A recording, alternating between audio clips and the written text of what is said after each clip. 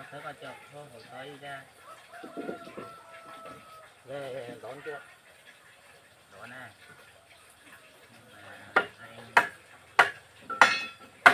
ba nè. Nhưng mà em lấy cái thứ đấy là không phải như thế này. Phải giảm. Cái này làm gì bé em bây giờ như ví dụ ở đây là 15, ở đây là 16, đây là được rồi nữa. Vuông anh còn làm không được thì nói gì thế này. Vuông còn làm được nói gì thế này.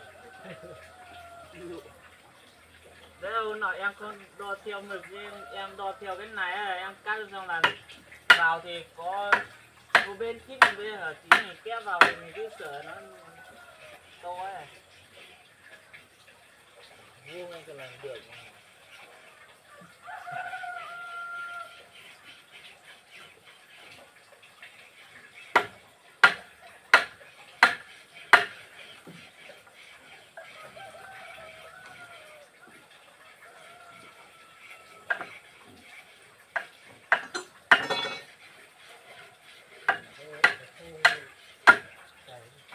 Hả?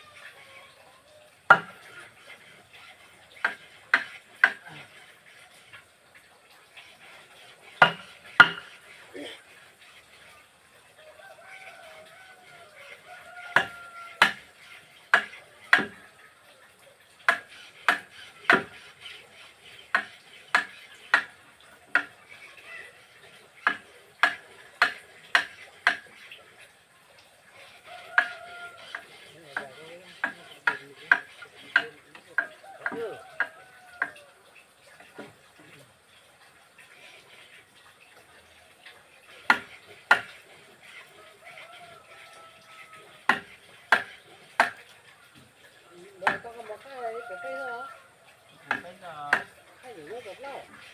à, Giờ phải để lo lắm. Bán cho bạn đấy á? vâng, Bán giá bao nhiêu? bà dạ 130 mà Có bán lên cái 140 mà. lên hả? Ờ. Bà kia các con lão nó cứ chè gạt không đẹp. Biết như thế mình đến đi chở cái một ông đòi mua rồi mua 2 con, thế làm bà em hôm qua bà để bảo là 135 thì đừng có bán ai hết mang lên cho bà ấy thế. Ngu lắm, phải mang lên trên này. À, nuốt ở trong lồng 1-2 ngày cho nó ăn thôi. Nó lên á, bán 150 luôn. Kiểu nó thấy mình chở xa đến ấy là nó ép giá. Mang đây á, nó còn đi cả bản nó tìm.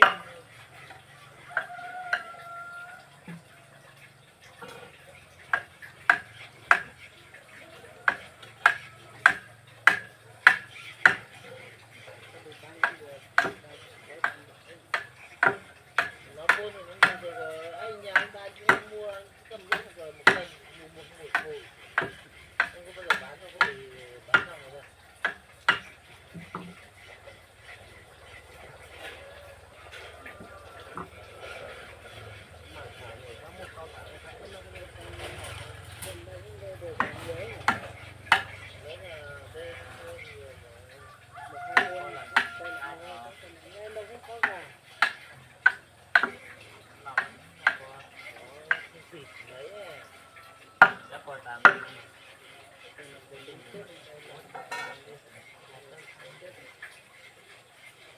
Đến tới giờ ra cầu chứ.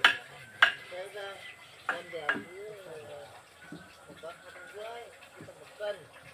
Bán cơ hội người ta thương này. Là đẹp trên vàng.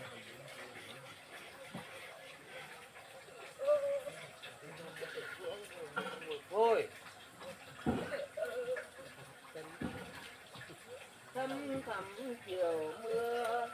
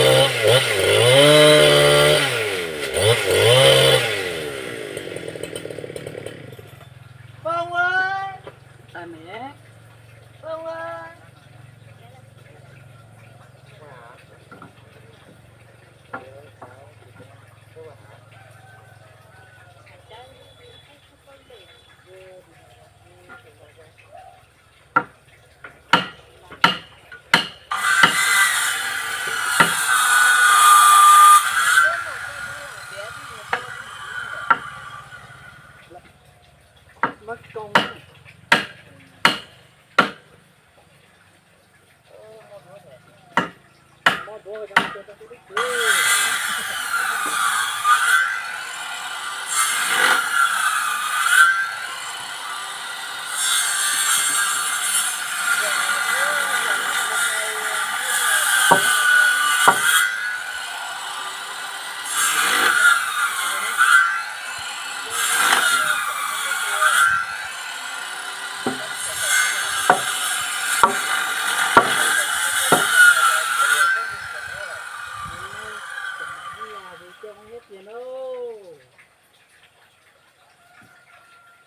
Sẽ đến vùng nước còn sợ mình mà.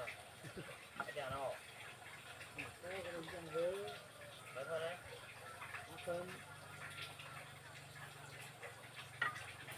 Cái này thì bao cái gì mà để gì nữa em? Bao cái bọt được nhiều. Để cái này một tí thôi.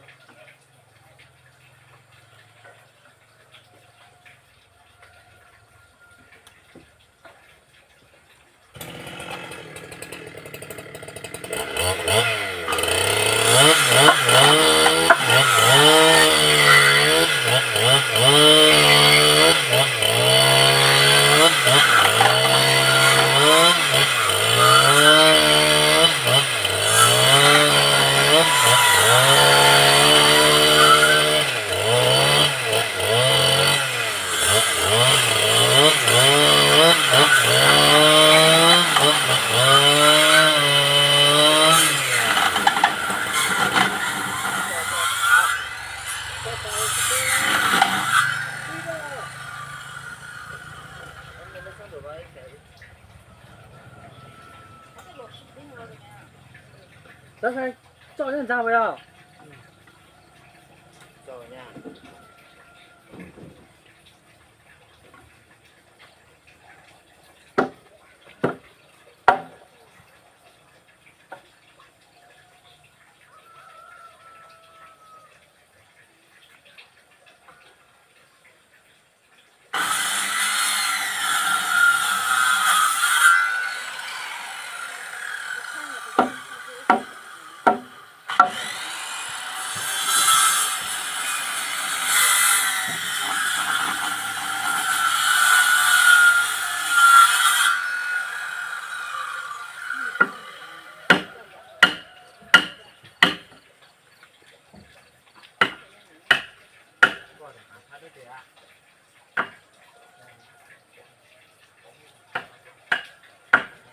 Rồi có cái gì ở trên gì nhé.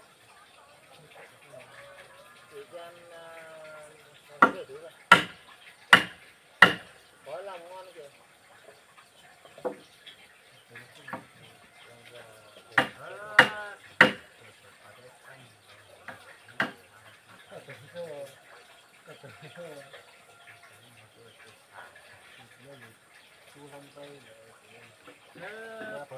Trong thì trắng còn là giữa được trắng còn có chữ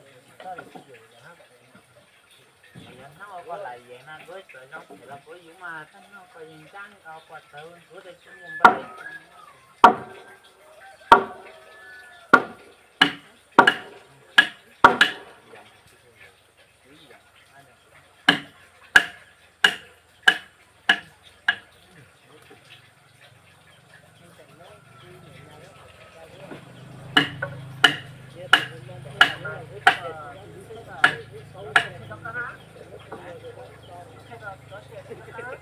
Tại vì vẫn không nhiều ấy.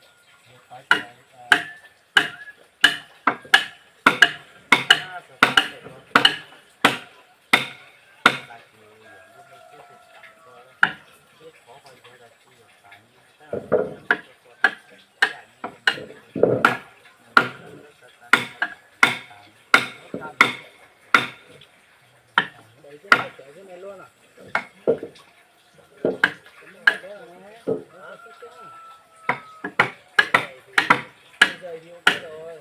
Còn tôi nhớ rồi Điều nhiều này cảm thấy là nó các mặt trong một đó tí thì thì bớt đi tí thôi. thằng gặp ra nó tại thì tối để thay các mình trang nó lấy lại từ cái đấy nào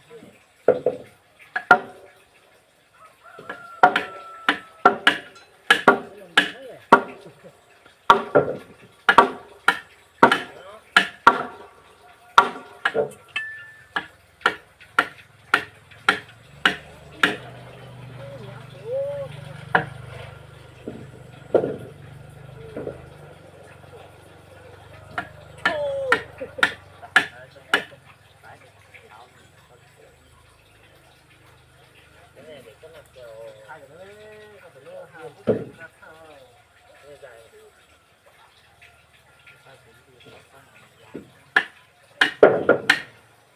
Ra để nhưng mà chết dài rồi. còn của hai đó rồi nhớ của hai đó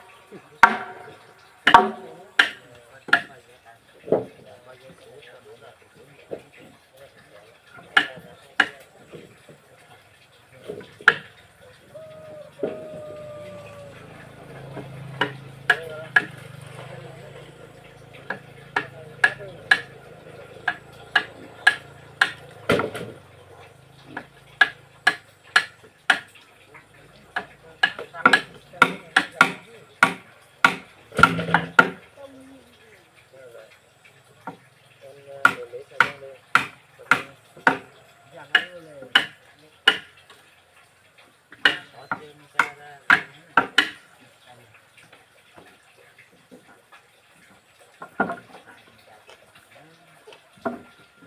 Anh chút lên cho em lấy mấy thằng kia sống ở đây nữa. Để cho nó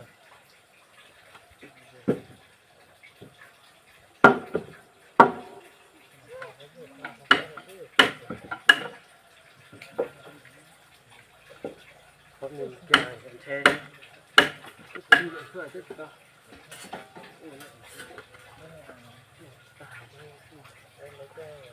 vừa lấy cái to to tí cho Ông nó mẹ đau đi, mày xuống thì đi đây bệnh. Xuống đi đâu? Rút chết.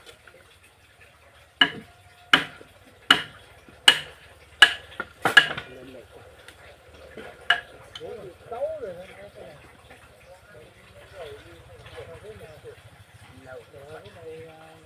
đè nặng lên đấy thì nó sẽ cái này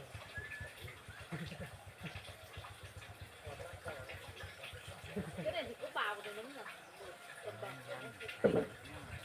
cái này chắc sao nó không xanh nữa chứ Cái này lên đây cũng cho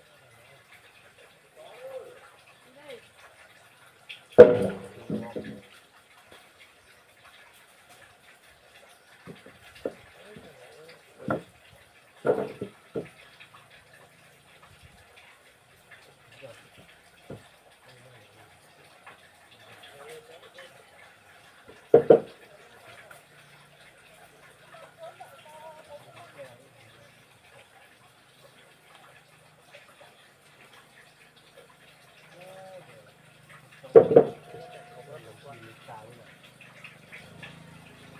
ô mà đến là thằng cái mà đâu hết rồi. được chưa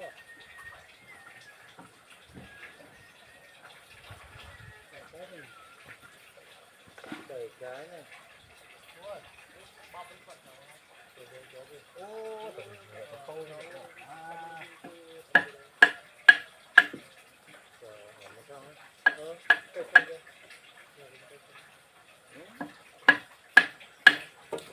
còn xe máy chợ cháu định thỉnh thoảng mà xe máy chợ cùng cảnh quá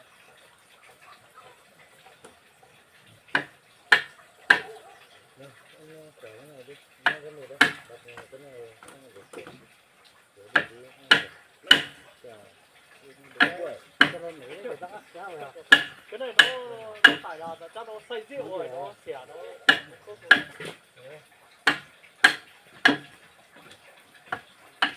theo cái nó là to mà nhau nó thật phụ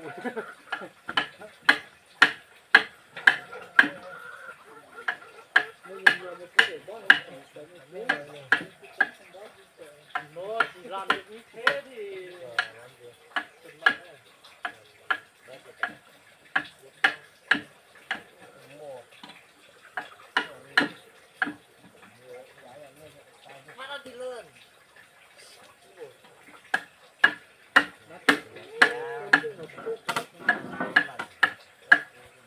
ngoài được ngoài làm được kèo hết rồi chứ bây giờ chỉ bên về vừa bên về đợt cái không Đúng rồi. Em ra mình xuống giữa đây đây.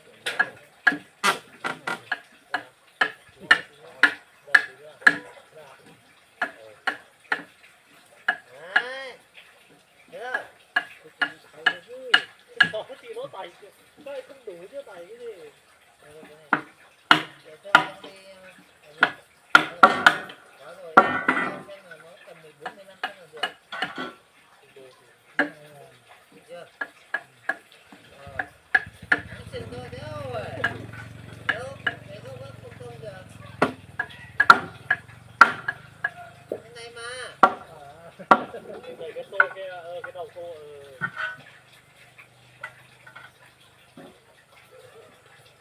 ôi tiện rồi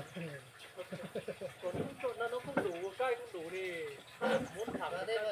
cay không đủ Rồi.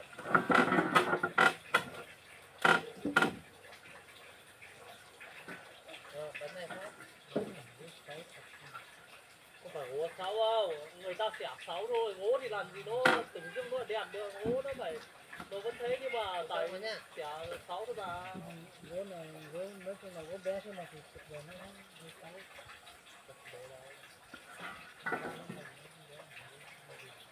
Thôi bên này đi em ơi. Bên này thì bỏ qua. Nó bỏ qua vào tí đi. Em làm sao rồi em trước em đâu. ăn chừng cái tay ông bảo chứ ăn chừng nó cả ăn chừng luôn không đụng 15 cân cũng phải đụng 13 14 chứ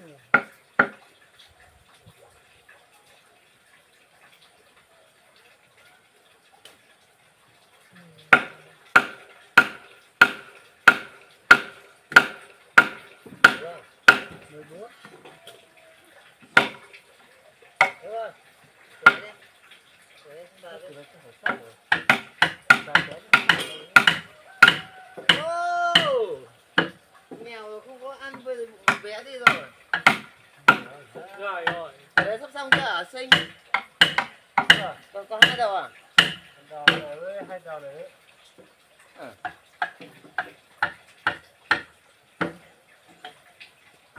Chưa có hả? trời ơi em nhà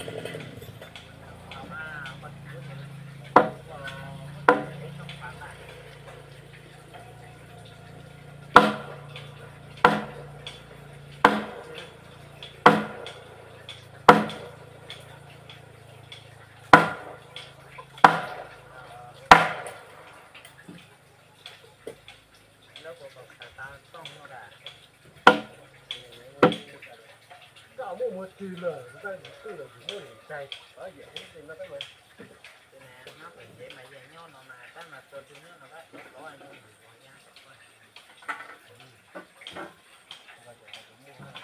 đâu anh nó có còn là u từng chơi có sao hết ô được u của ta chơi cố u là có u nữa mà còn lâu cứ khỏi mà giờ lâu mày ơi nó còn mà lâu kia vì lâu mày cứ giờ trả nó có sao đâu rồi hả Không phải của mày nó chẳng mua cái đồ cũng sai, nó là hả?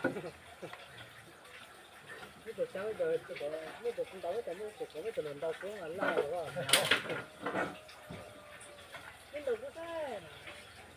Có thể có thay đổi màu nó to rồi. Là bây giờ chắc có cái nó ra từ lấy đừng mua có được cái thằng cái dưới sai đó giá trị kể ra thì tôi kể à hả cái thì này cái nó cái thời dùng chúng nó trong sự nó trong cái thời dùng đang dùng mình thắt lên đau này trong đó nó sao bữa to to cái thắt sữa cái sao bữa tao cũng thấy nó mà nó là tất cả các mình nói là chắc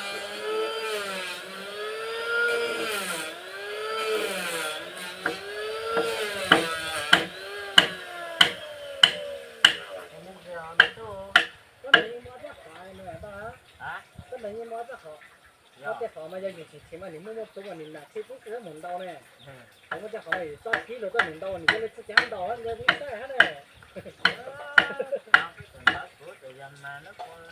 Là ôi trời ơi chỉ là cái dưỡng tàu nó sẽ có tàu thì tàu là tàu tăng mà thằng nó to nó mua là nó mày á cho nó đi với tao thì chuyện nó tốt thôi của giờ con xài nó ô con tao à nó sẽ với chuyện nó sẽ dễ xin tao ở cái này mà hỏi nó hết này.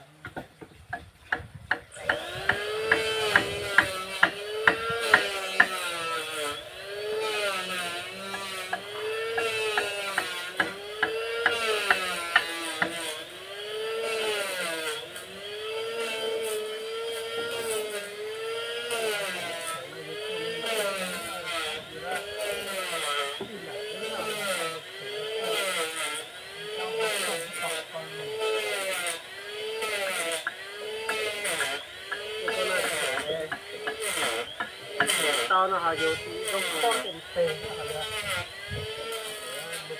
tao mà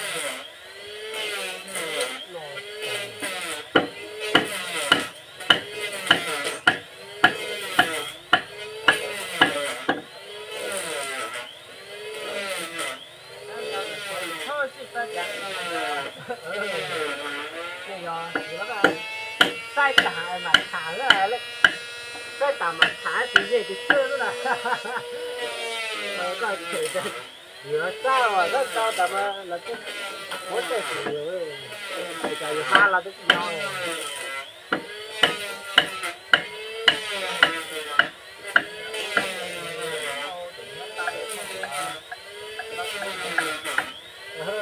tao chẳng tao gì nó lấy qua thằng thằng nó rồi quá thật quan tâmนี่แหละรู้ก็เลยว่าเตาละจ้อเขาตื่นขึ้นเลยเดินเตาฉีดเขาเขาจะมั่วแต่เขาก็บอกเลยก็มาดูสิว่า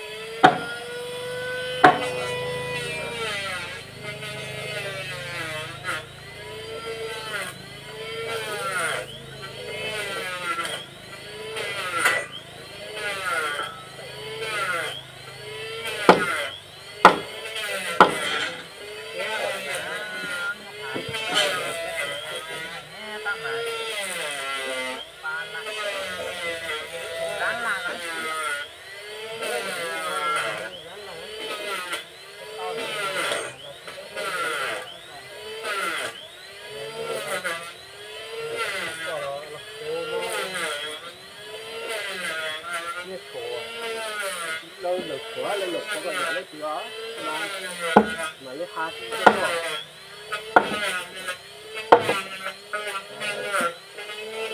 khổ lo dùng khổ nhiều hay lên cái mỏ khô là dùng khô dùng ba bữa ấy cái mỏ bữa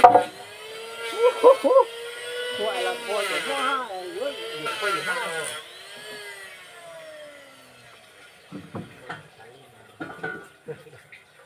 khô dở giống một cái hao lò lật khô hay đi rau nó giống vậy lật khô vậy bỏ ăn lặt mà mới cho là lặt cũng để cho làm được à vậy là cái kha cái kha là cái gì à lô tiền lô tiền tóc khô trong là khô phê lục khô lấy chứ như vậy mình thấy là khô đâu mà nó có tự là tóc lục khô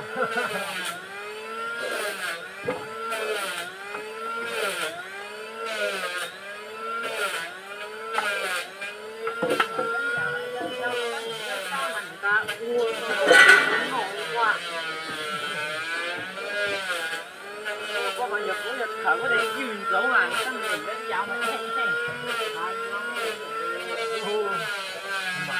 còn sao không phải hả đó thì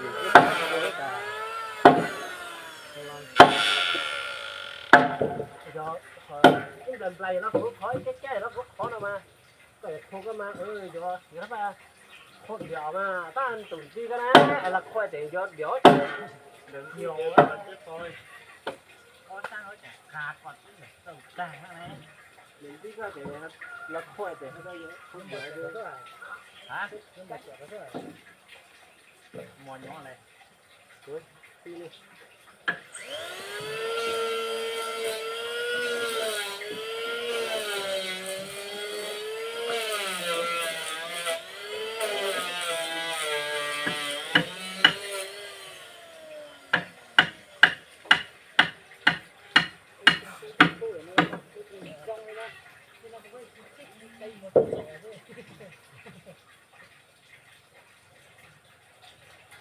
mà cũng nó của cái gì đó mà cũng mà đổ ra mà thế là đổ cho nó tao lên lên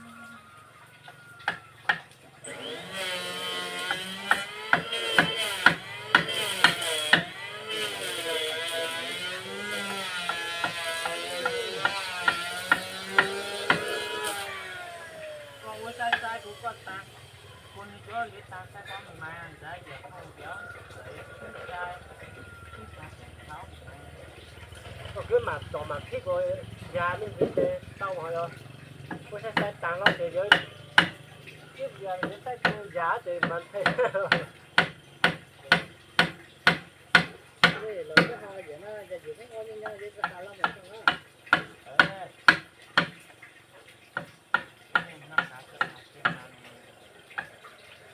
cái gì tôi biết tới đó người ta biết tôi đâu thằng ở đây cái người ta thấy người ta biết tới ta biết qua mà biết xa lắm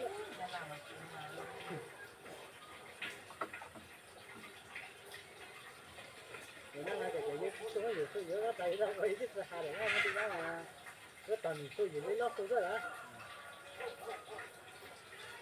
đây giờ chúng ta mà giờ không cái hàng đó rồi để mình cứ lột rửa đây là cái họ ăn rồi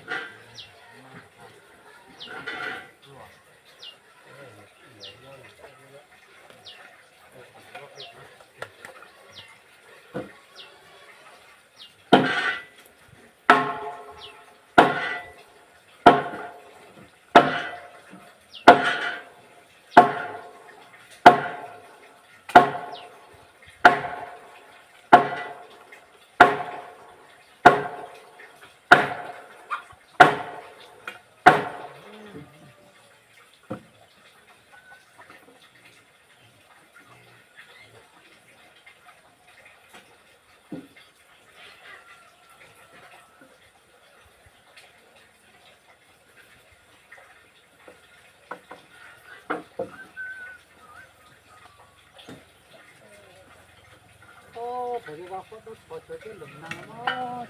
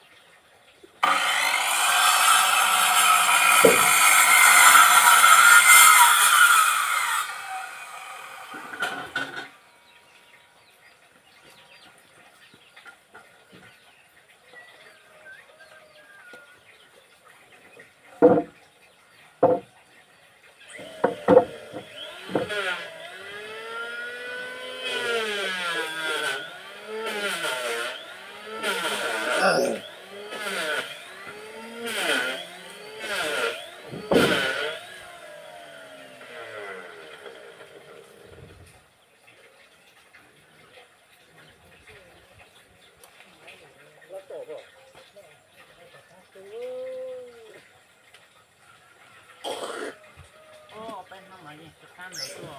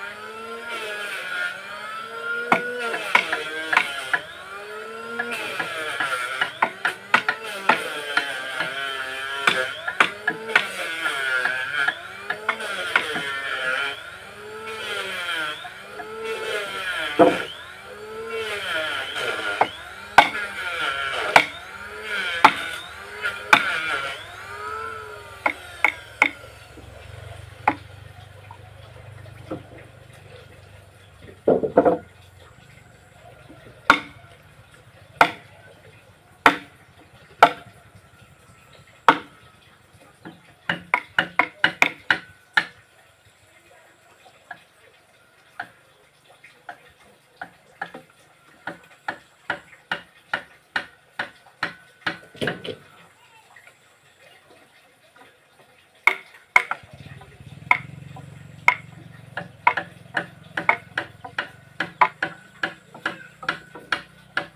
giờ cái thứ làm giờ giờ thật sự là không cả Đi thôi. hả bây giờ cái khó số con là giờ đã được phải đất thế không cả cái này nó theo cái lên hầm hở nó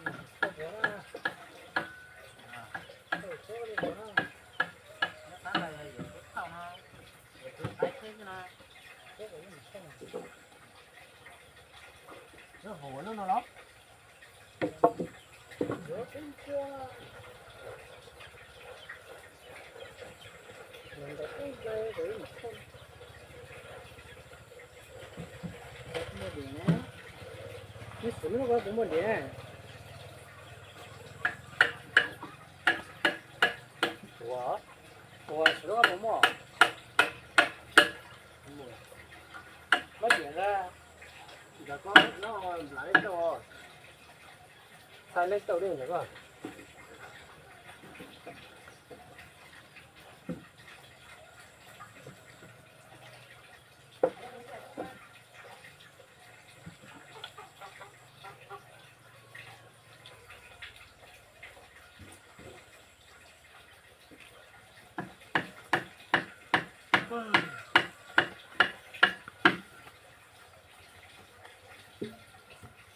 Thì nó ôn trước, hậu trước, ôn trước. con cháu lúa chả no con nó mua hết cha cái xanh này chứ cơ bây giờ phải cha cái xanh này cái gì tự là hao Có cái hiện nay phát chơi có thấy cái cuộc sở này sở chơi để mà cách lại rồi có cái phải cái mình nhớ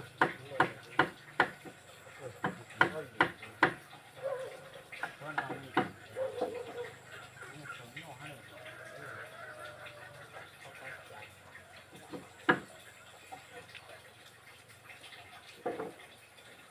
cái thời chỉ mà dòng dòng tay cho nó chơi là có mình nó còn luôn là đã phát hậu mình cái chơi với là nó sẽ sống thì thế nó họ rồi nó to tay một cái con luôn nó là con cùng có cùng con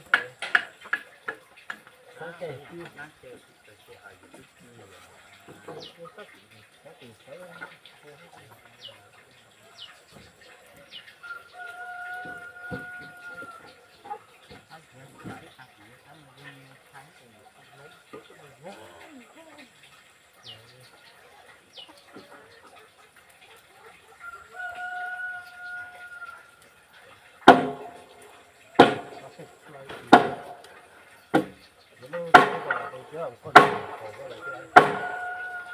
có trong cái hàng chung rồi cái gì đó nữa hả hậu cái gì đó hả đi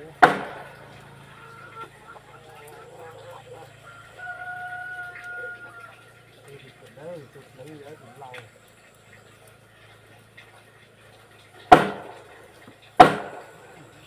làm đồ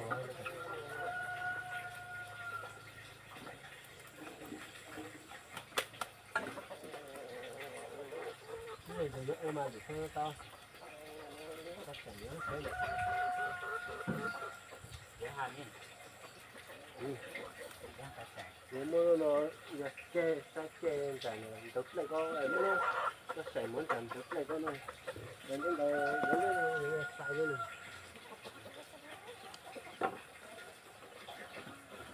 cái lá sai nhé vừa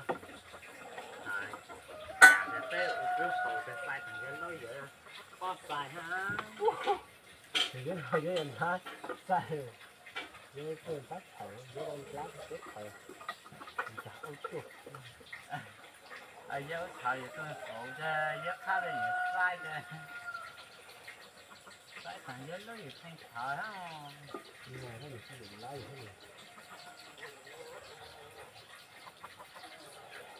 hết 大脸就烂。 mà đến trong một cái chỗ sẽ tạo đi thì mình có thể là khi sẽ tạo một Ừ. Đúng rồi, đúng rồi.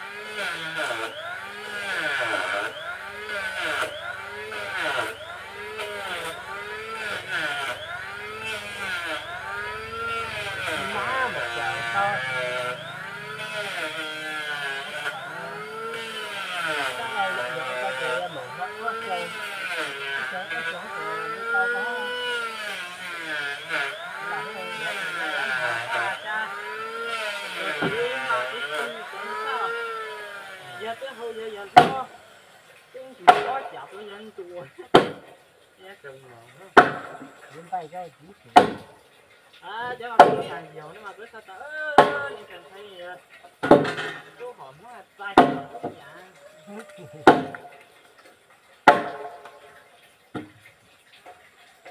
đã ôn rồi rồi. Nó té chảo tụi ôn. ta này có thể dứt hả 9 người chọn nó là để mà thôi giá ha cho nhà thế mà lờ mà tên ra ta nhớ thay với sợi dọn lờ để ít trả chọn tao nó chỉ nhà thế mà lờ tên ra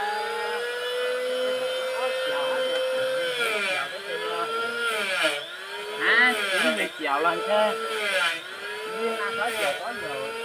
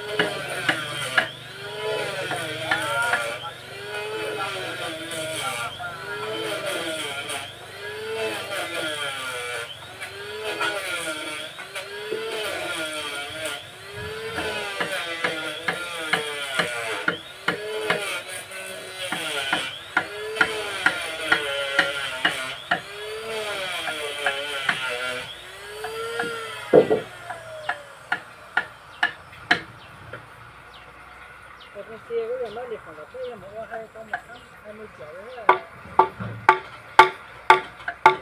dạ quá thì rất tao luôn á Cái con chi sắt rồi.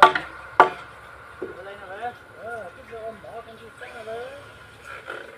như hại rất tao luôn ha Nó thấy là hai chút thế đó.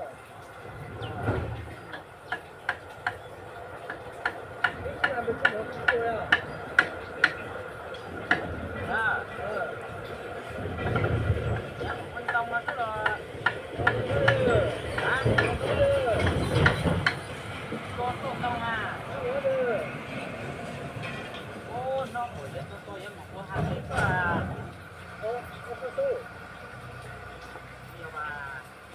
tiêu mua à cái đó là còn cái là cha ở đây cho cái tính số cũng như là tính số tháng à cho cơ mồ đó có nhất thì đo mới phải chính cho các hàng này chứ nữa cho các này cha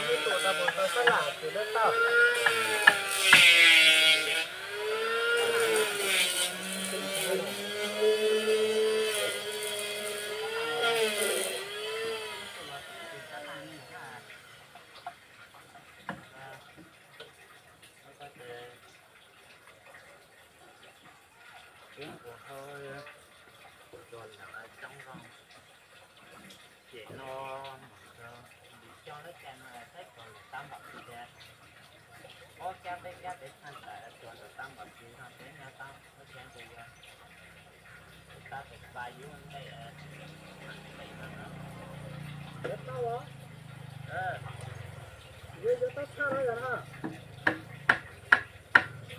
ơi giờ tụi lại dưới là nước tha thì ra ta mày lên chỉ tụi nè mày lên chỉ tụi để tụi mày lên tụi để tới dưới là mày tới dưới để mày tới dưới tha bên lên nhà câu nè cái thầu cho giờ cha rõ đây đó có chuyện chút xíu mà có chuyện nó con xoài gì họ mình bao là ha nên là họ có một cái to rồi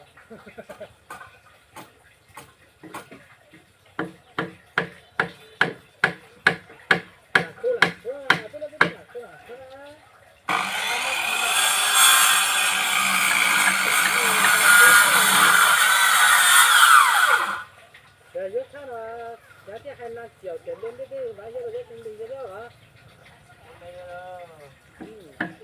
hai năm triệu nó chứ là rất là chứ bây giờ nó mà 30 mấy triệu rồi đó có chỗ thì nhỏ mà 30 hơn 32 rồi ta thẩm đây cái giá trên 30 cái đồ đó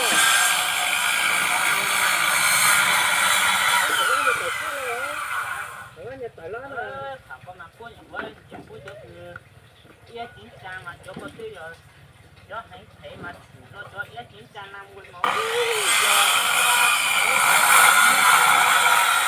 có những cái cho ia chín trang 50 mà chỉ rằng cái nó có cho từ ia chín trang con này mà ôi ôi xong rồi tôi biết rồi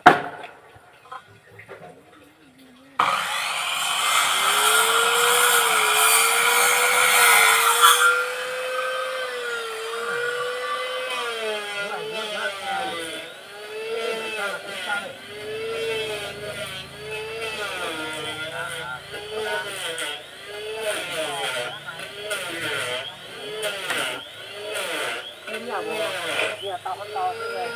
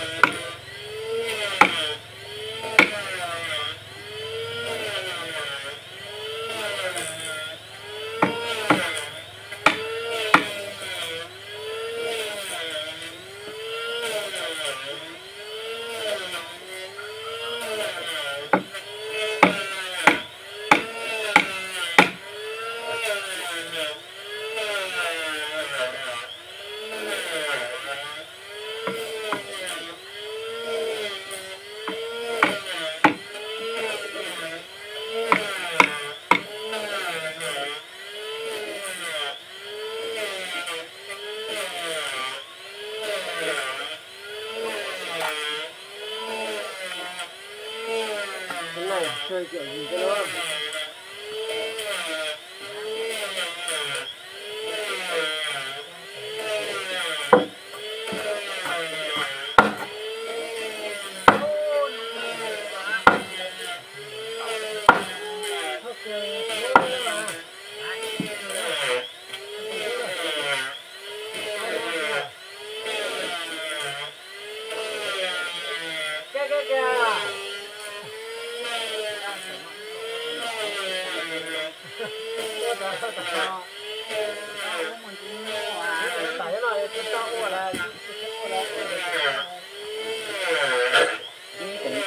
Đừng dây rồi tội ha.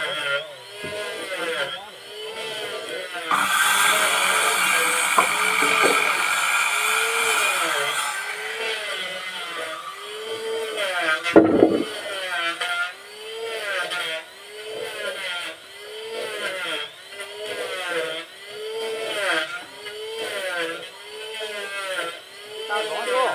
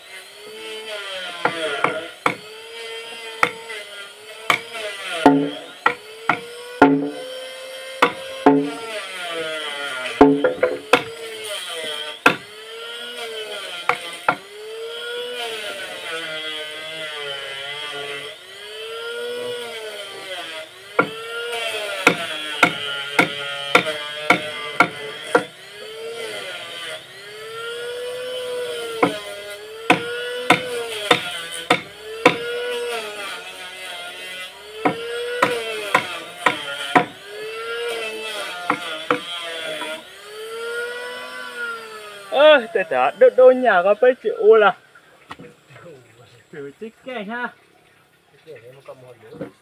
chả chúa ở tự nhiên chích cái nè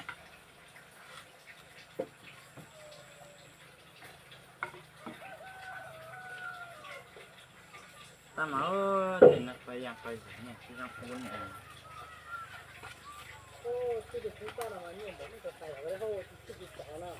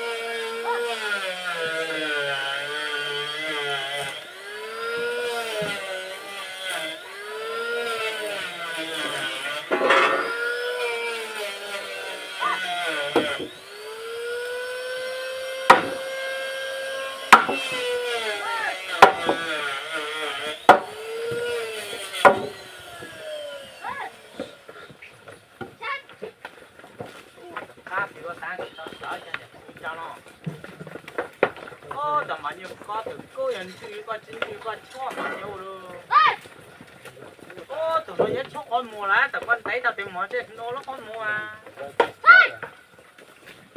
và giặt lại rồi ô tại giờ mình có phân chạy nữa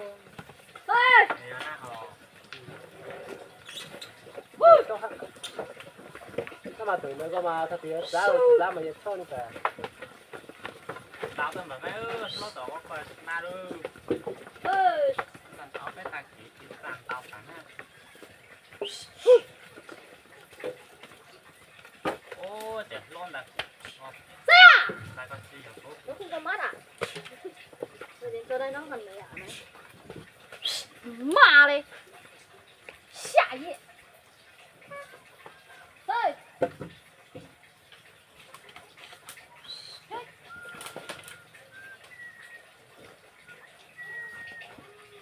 đánh coi anh tao là con cái này lon chỉ có nghĩa này không có nổ đây có tọt chạy mà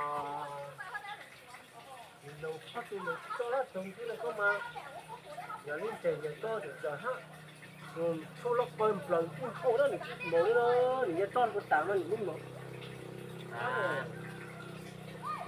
số lốc bơm lần cái đó mà thì mỗi trong tạm nó nhiều đó nó nhóc đâu tới theo ôi dạ chúng trồng cái chạy đó rồi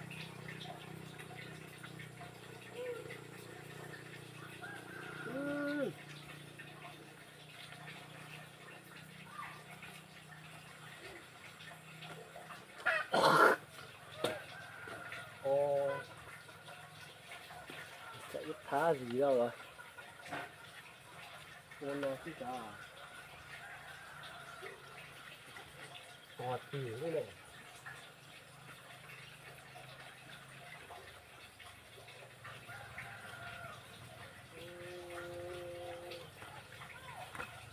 ni po số con thì chứ ôn chế sáng ta phai nó chỉ ta phai cái để đừng được cái gì cho nhiều là giờ mỗi chỗ hay là nhiều nông nên sẽ là nhiều nóng cái cái nữa cái con này nhiều đấy là ta giờ ta hết được còn giờ hết còn có thể cho nhiều tôi thử nha thử như thế thế chứ vậy ta nè thấy ta nè cái phai là thà đi ta hỗ trợ nó ra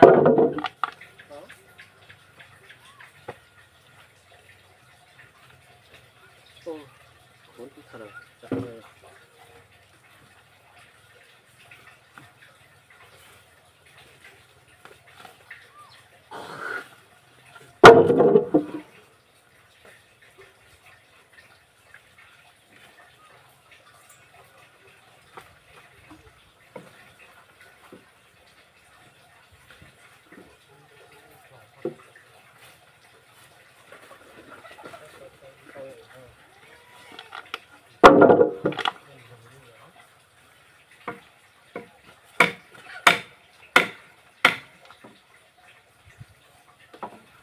gì vậy số đổi